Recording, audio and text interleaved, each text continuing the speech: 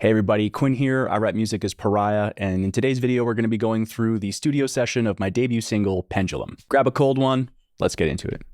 Alright, so here are all the things I have going on. The song was written by myself and my friend Landyn Taylor. He writes music as Held Dear. Please go check him out. He's an awesome songwriter. And then it was mixed by my good friend Sacha Laskow, who is an awesome guitar player. His band is Every Hour Kills. Also recommend you go check him out. So that being said, it was written in my session and Landyn's, and then we pulled all the stems, shipped them over to Sacha. He mixed them, sent them back. So in here I have a mix of some of those mixed stems and then some of the mixed ones that he did, some of the ones that I did, so I can show you some of what was happening. So because of that, I have the drums, bass, and guitar already comped. There you go. I didn't mix them, so there's not really much to talk about. MIDI drums and MIDI bass, obviously, and then the guitars as well. There's rhythm guitars and there's some leads. I think they wandered off, but it's all good. Coming into the intro, pretty much just one lead actually, and then the instrumentals.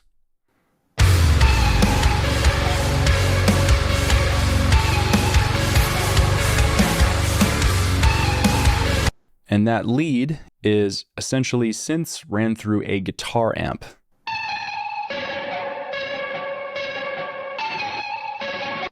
I pulled up my other session here just to show you that as well. I'm running Nolly Archetype X, just a default plugin.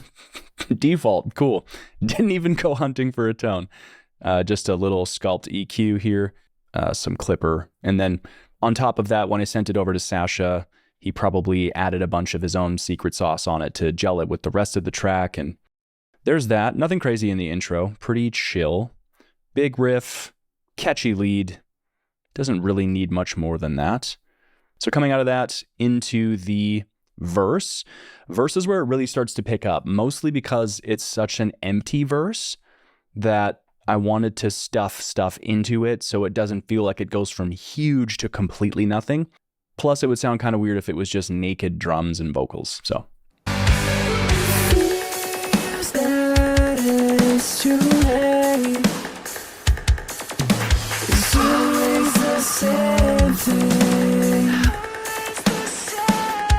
So I have this weird clicking loop. This is one of Landyn's.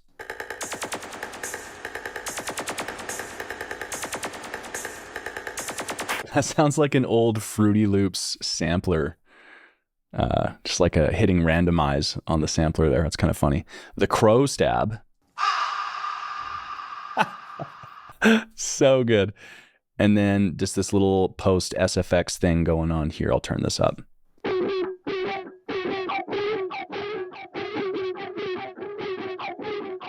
Another synth that was mangled with guitar distortion and then auto pan. So I have delay and an auto pan on that guy. So this is the auto pan right here. So you can set the parameters, but it's a fun way to just add movement to stuff. So not everything is either left, right, or center. And depending on, like I throw it on vocals too. I think that's a fun thing to do where I have actually, you'll see in the bridge here, I do that a lot. Aside that, not much else. I bring in an 808 synth because there's no bass guitar going on inside the verse. So I wanted to thicken it up so that way it's like big energy, brings it down, adds a little more intensity, and then fully opens up during the chorus. When it comes to layering, you really want to be thinking about how am I building stuff and setting up the next part.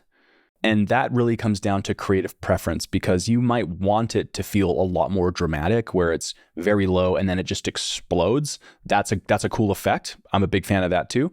Or if you're building into something, slowly adding more elements that subtly feel like the song's getting more full before it really blows up into a big section. Actually, I'll just mute my vocals because I hear enough of me, you know? I just hear myself enough. So let's just really hone in here.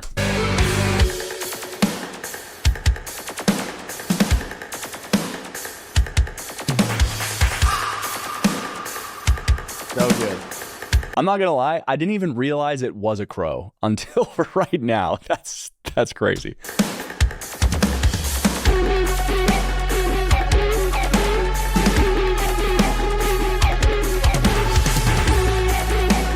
And then I have this verse lead. This was a sample I found.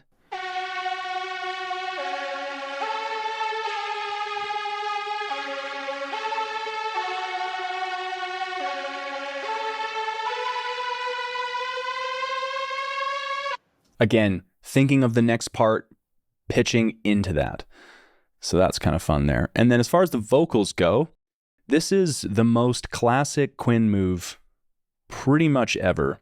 But when I'm writing, I tend to go for my voice before using pads. I don't know why. Maybe it's because I'm not the strongest piano player or messing around on MIDI slows down my creative process. I have the main here.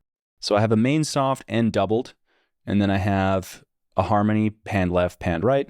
And then I have this two-tone, I call it the Yeezy stack. I just love to throw a tight tuner on it, throw it in, and I treat the voice like a pad. Feels that it's too late. So there's some artifacting going on. I do like using that. When I actually put this together, if I go to the original session here, it depends on the song, but sometimes I might have the tuner set, so it's just a normal vocal tuning. And then if I'm doing a run or something, I'll actually crank the time and make it faster so it creates that step. Maybe it's because I used to listen to a lot of rap music, but I just really like when I hear those happen. It's always the same thing. Always the same. You cut me in, I feel the blade. The engine can't keep turning. Very, very easy, very effective. It's subtle though, like you can't really hear it that much in the final mix because there's the vocal pad, two other pads, a lead. It gets busy pretty fast.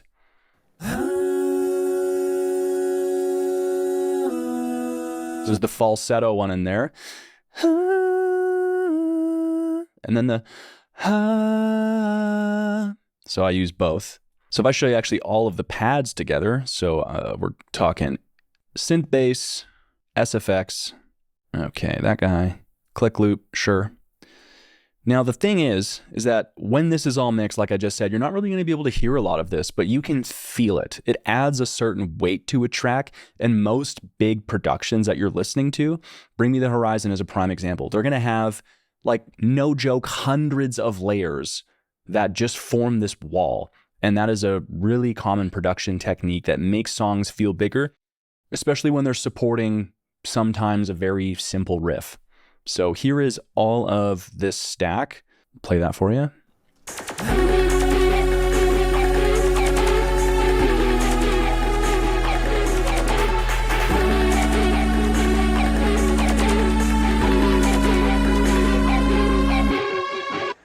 Boom, into the chorus. So that's pretty much the verse. Not much else happening, but you get the idea. Take your time, build soundscapes into your songs, honestly. It makes such a difference. And then whenever we play this song live, I'll just have all of those tucked into a backing layer. I'll just pull that right now and show you actually, just so you can hear it. All right, so here's the studio mixed backing tracks that I would be using in a live performance.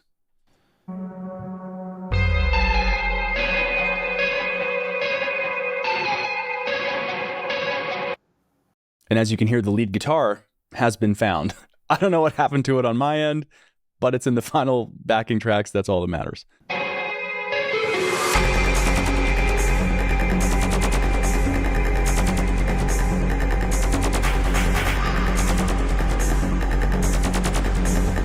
Oh, and there's also a running bass that I seem to have misplaced.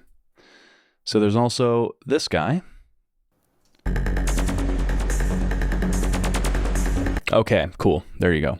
See, this is the problem of writing songs over months across like 8 sessions. Stuff can go missing, so just don't do what I'm doing. Organize yourself a little better. Live setting again, I would have this playing.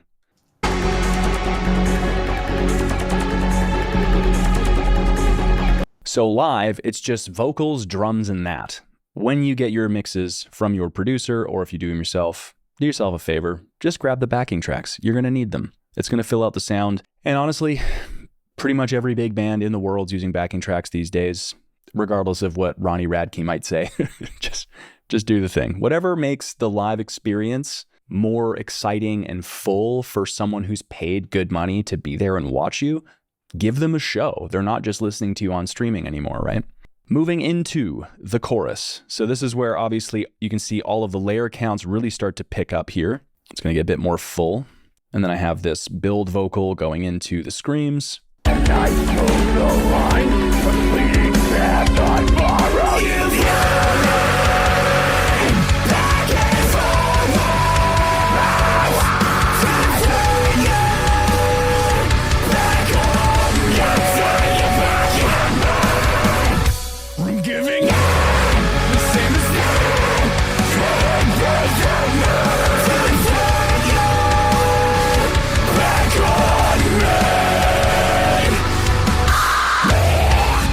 Okay, let's discuss.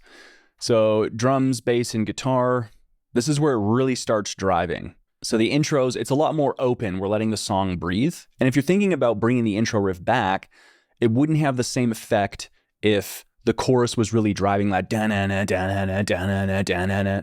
And then right after the next riff was like dun dun dun dun dun dun dun dun dun dun dun. It could work, but the dynamic contrast between these two is really good.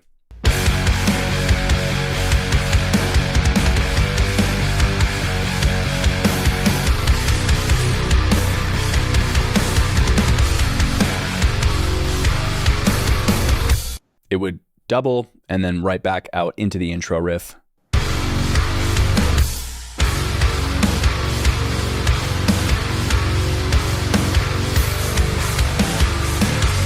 All driving all the time.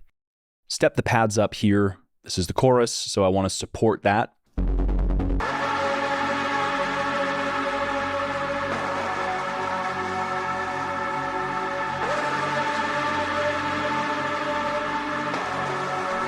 All about the Blade Runner synths, probably because I'm just a sci-fi nerd, but, and then this is the chorus lead.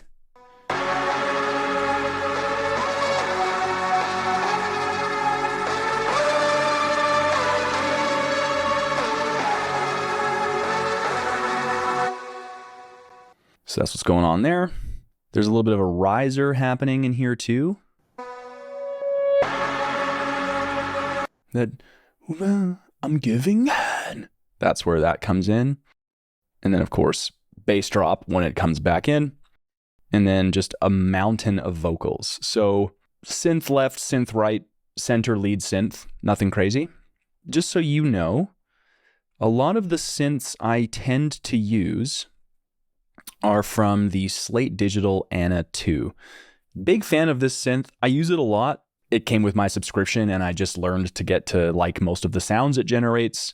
There are other things. I also will work in samples from Splice. Yeah, it's just a really dope synth. Tons of great sounds in here and it comes with your subscription. So why not use it? I use Slate Digital for a lot of stuff already. Big fan of this. Highly recommend checking it out. It's probably going to do most of the things that other synths do, but it has its own unique flavor to it. So a lot of the synths you're hearing are coming from that. So let's talk vocals. Now, when it comes to writing a chorus, I have a couple things I do all the time. The first thing I will do is I have my main pitch scream layer. This is the grit, raw-esque take of the chorus. That's in my main vocal. I'm keeping that straight in the middle and I double track it. You pull me back and forward to turn you back on me. Dope, but I want to add and tighten the notes a bit because it has that hollow pushed sound. I'm sure you could do it in a single take, just being a better vocalist, but I digress.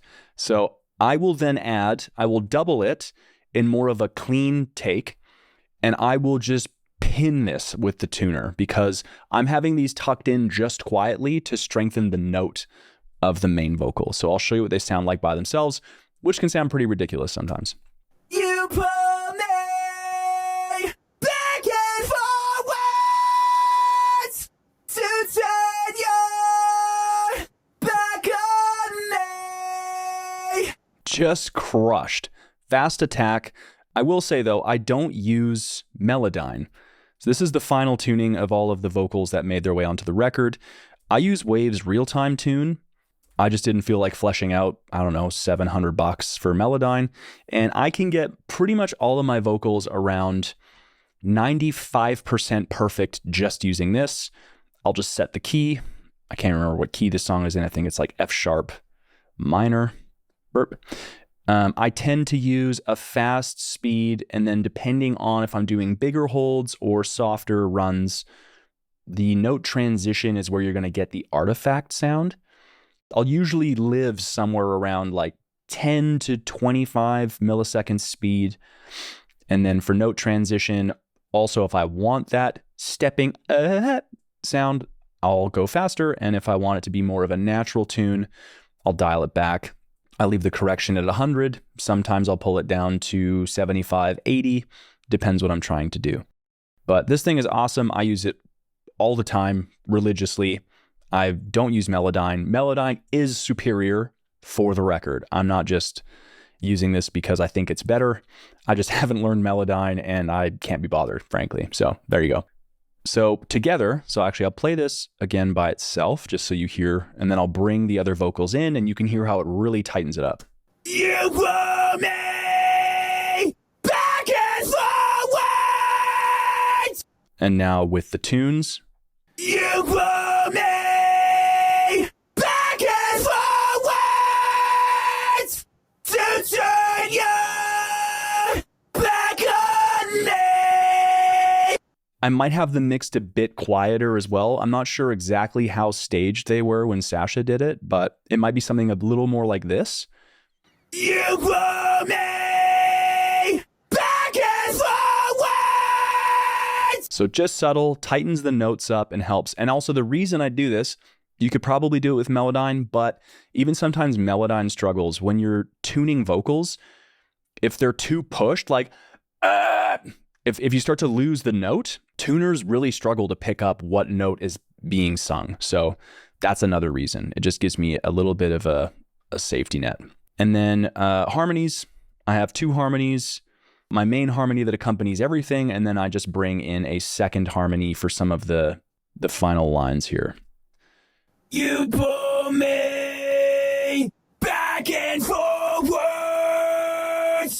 to turn your back on me. And you can even hear there that the tuner is struggling because of how much distortion I have on those notes. So they're also pinned because I want them to be airtight. Back on me. And then a really back on me, little soft one, but you can hear all the vocals together. So no small feat in this chorus. I have 8 vocal tracks at times, and that's just for the clean vocals. You pull me back and forward to turn you back on me. That's how you do it. That's my usual approach for choruses. And then when it comes to the screams, I have some stuff that's doing call and answer, and then other stuff that is just layers. For all of my vocals, my main is pretty much always double tracked unless I want some of an effect or to sound a bit more raw. Like I do that, I'm giving. I do that single track and then the same mistake. You can see here, it's like, I'm giving, and then they all kick in, the same mistake. And then they all push that line as well, just for emphasis. So I'll run the screams just from here to show you what's going on. I'm giving in, the same mistake. Pretty beefy. I've been working a lot on my vocals. Still learning though, all the time. I had a lesson with Mike from Convictions recently, and already in an hour with him, I was like, oh, like I don't know anything. This is nuts. Or at least that's how it feels sometimes because he's just so good. But I do my mains, so I'll tend to pick my one tone, double it. That's that soft palate squelchy high. It's a fun one. The same as that! Bit of a tunnel throat thing there. Back on me! And that's just tearing my throat apart.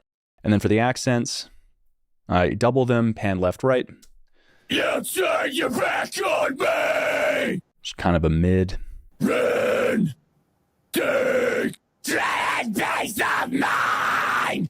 Altogether, the vocals. Alright, you me!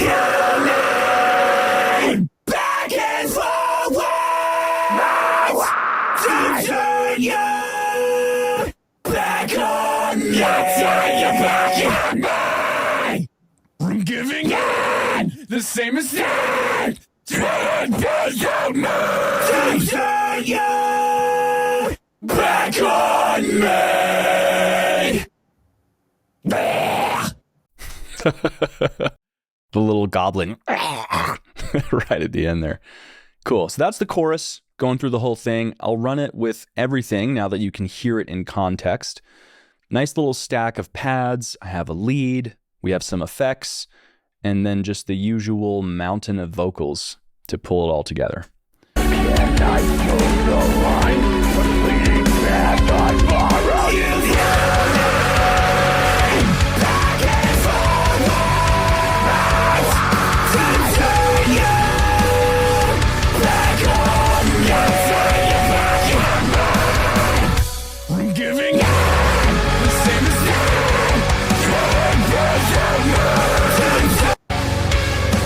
Sorry. Yeah, there you go. That's pretty much it. And then this really gross scream sample coming out of the chorus.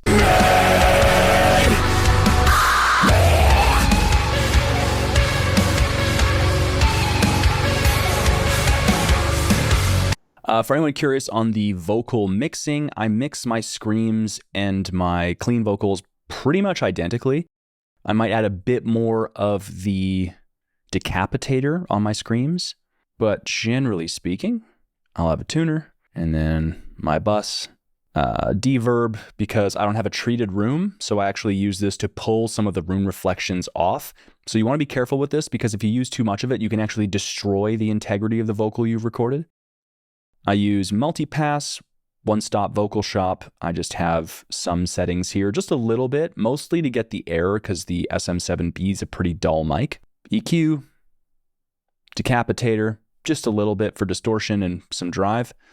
CLA vocal bus, a little more low-end meat, a little more wall compression, so this is going to be a 2-stage compression. Fresh air, this thing is epic. It's going to add a lot of harmonic and color to the vocal in the mid-range and the high end. And then I'm just pulling out something I think that felt weird to me in about 300, and then I DS it on the way out because I'm a sibilant boy. Yeah, that's that. Quick vocal mix 101. All right, let's get into verse 2.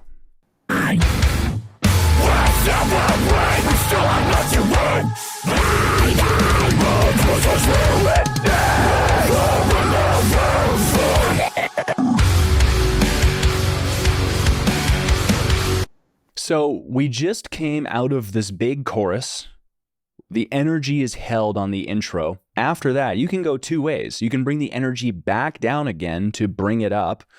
But in my opinion, because for this song anyway, I mean, each song speaks to me differently, I was like, you know, the energy is already big. Let's keep it big. So verse 2 was going to be big, fighty riff. Like, I want to keep the song progressing, and I don't want it to be too predictable.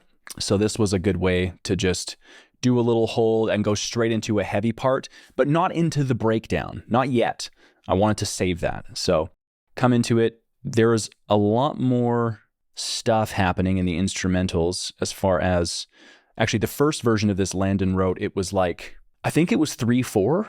And I said, I am not a calculator, so let's not do that. Let's keep it 4/4, but it still has a 3/4 feel, bit of a polymeter vibe.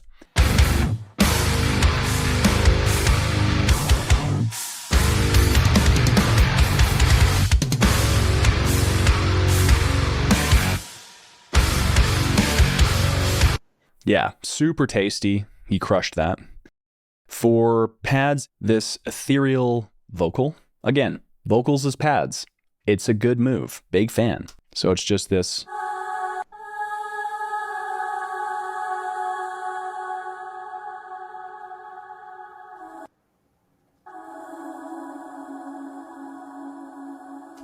That's it.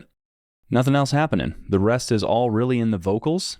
Threw a bunch of different tones in here. So the concubine, this is actually one of the few parts in the record where I have all three vocals just given her. So this is, I'll just show you the layers I have because there's a bunch of them. So these two.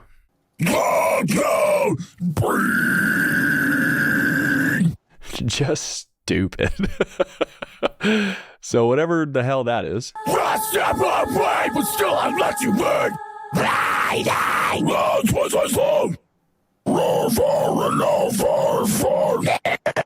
And then the So this bit, I actually just went in here, I set my grid to 1/16. And I just manually cut a bunch of these and I pitched them down. That's it. So it's like, for me. I just held the one note and then went in post to get that effect. Throwback to bands that used to do stutter vocals in the Joey Sturgis era of metalcore back in like 2010 or whatever. All right, and then these are the accents. That soft palate squelch.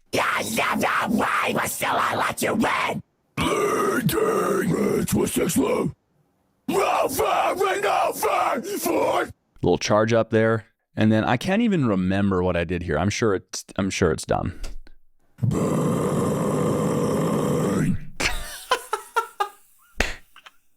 That's a toilet bowl, bro. What are you talking about? That's ridiculous. I can't believe I did that. All right. Yeah, and then a little bit here. Pretty much it. Not much else is happening. So we'll bring the whole band in, and you can just hear that now in context.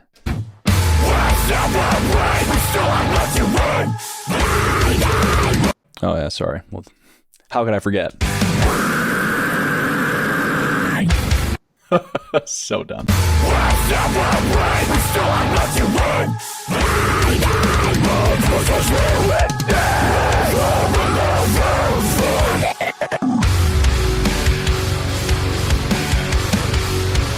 As far as the songwriting goes, because this riff is like it's like, it feels like it's really chaotic and jarring. Your first time listening to it, you're probably like, I don't really know how to bang my head here. And then that hits and you're like, oh, and then boof. And then you get the 4/4 back. That makes that riff hit way harder in my opinion. So then fight riff.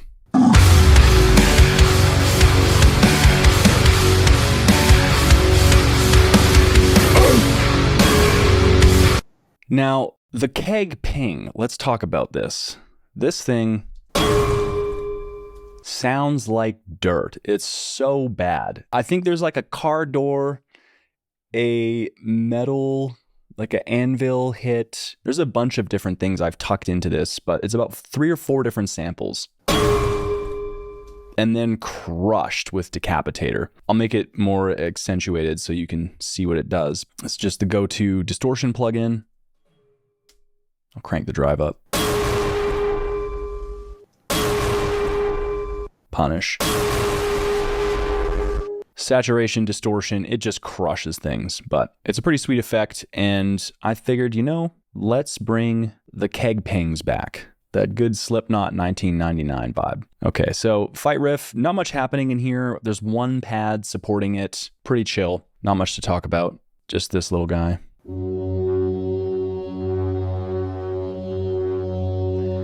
Just a warble on the F sharp.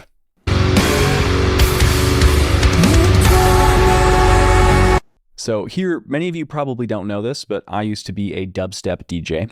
And when the song dropped down like this, it gave me that, oh, we're all at the festival. We're going to bring the energy right back up with the low chorus. So I busted out a bunch of different things in here, actually. Pads, there's a lot of them. This is probably the most dense part as far as the post-production goes.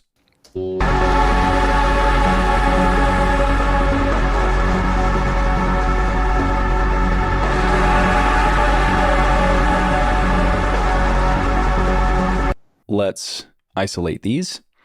So first things first, I have the chorus pad, again, because this is more of a drop chorus or a low chorus.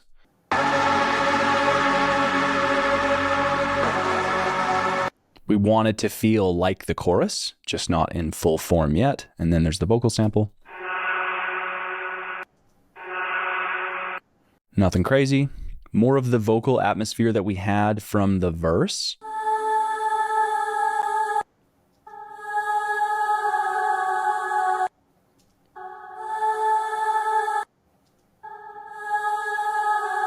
And then the new addition is this weird distorted piano we've got going on.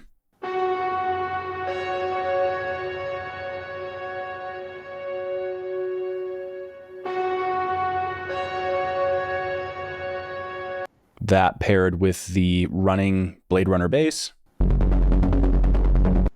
All together, you just get this wall. I'll just play the textures just to show you the difference. Coming out of the heaviest riff of the song.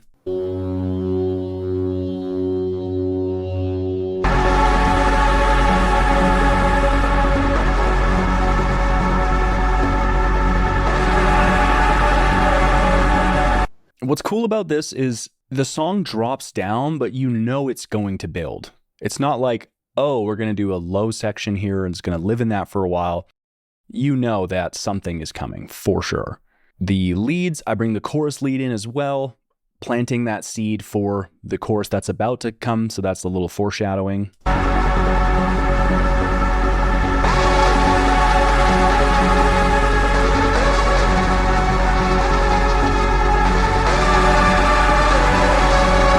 And that's another actually good technique, I think, for songwriting, where you want to plant Easter eggs in your own song. So when you hear the chorus lead in the chorus, you make that association. But then when you plant it somewhere else, you're like, oh, what? You get to hear that same thing in different context. And that can provide a sense of satisfaction and familiarity inside of a new part. So you can keep someone engaged like that. And then classic EDM build. Nothing cool, I just grabbed the trap build.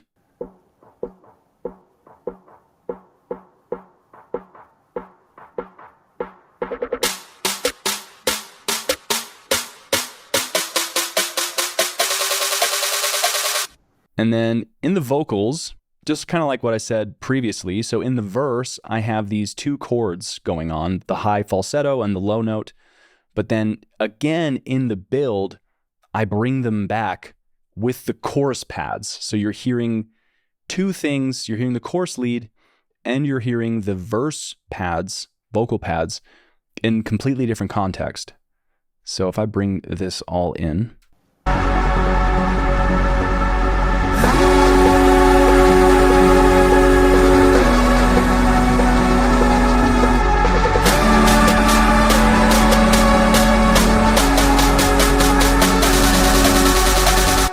So that was a fun little thing to tuck in there. Now for the vocals, I call it the weekend vocal. It's a formant. I sang the vocal normally, and then I ran it through, actually I'll pull it up from the mix session because that will be the best way to show you exactly what happened. Here's the main vocal. I've recorded it, tuner on, and this thing is pinned because I want this almost weird synthetic sound going on, especially with the way I processed it. Boom. This guy. This is the Little Altar Boy, also by Sound Toys, same guys who make Decapitator. This is a sick plugin. And if I turn it off, You pull me back and forth. so that's me singing in a falsetto, and then you add this guy. You pull me back and forth.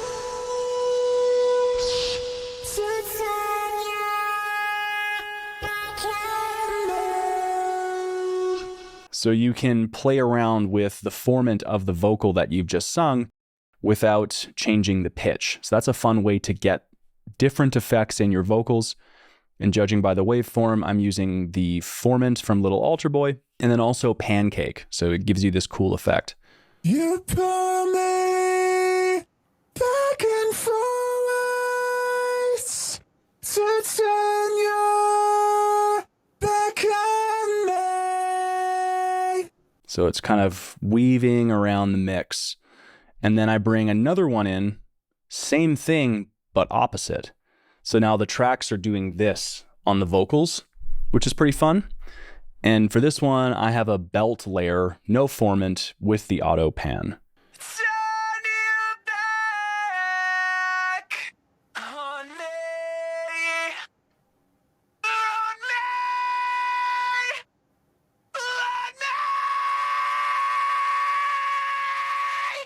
me. On me. Just pouring my guts out, but together. Back on me. You pull me back and forth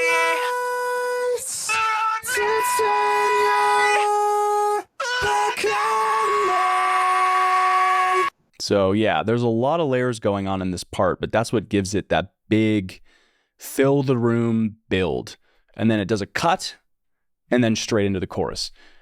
You could have built and then gone straight into it, but I feel because there's so much, you need to let it breathe for a beat or two and then give the reveal, which is a bit of a pump fake and also a lot of fun for listeners.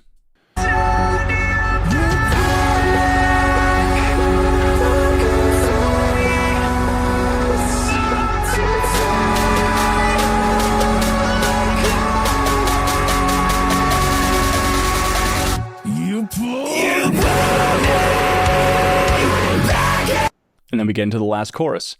So for the last chorus, same thing. We could have just done the exact same chorus as is, but for the first half, I wanted to do a chorus B, where instead of coming into the,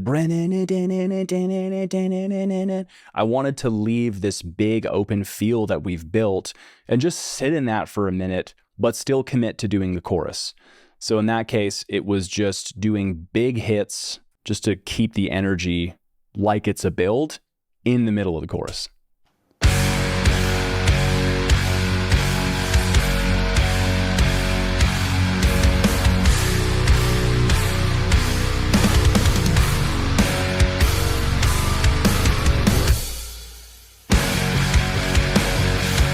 And then halfway through, it's like, boom, we've arrived. So you're just dragging that build out more and more and more, which can create tension and then the release when that last chorus hits. And then vocally, pretty much the same thing here. Same chorus as the last chorus. Not much else to touch on, I don't think, except the tag. So the tag coming out of the last chorus here, tagging is just grabbing that last measure we've played and then just repeating it again. So you tag it on.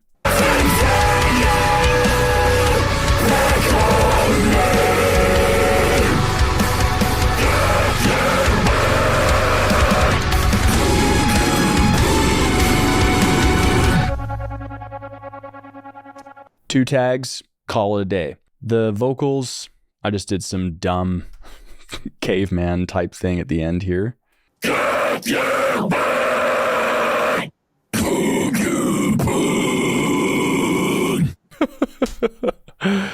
Yeah, there you go. That is the whole song.